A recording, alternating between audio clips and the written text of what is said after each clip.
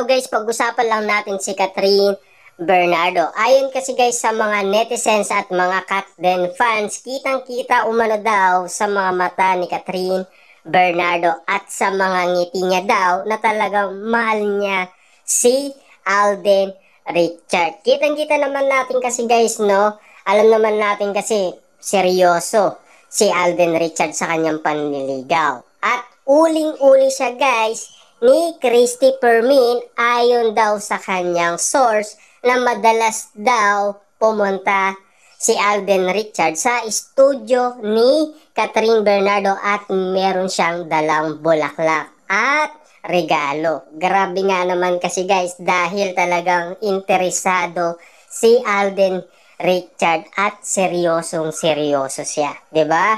Alam naman natin guys, no, ganun din ang ginawa ni Daniel Padilla, 'di ba?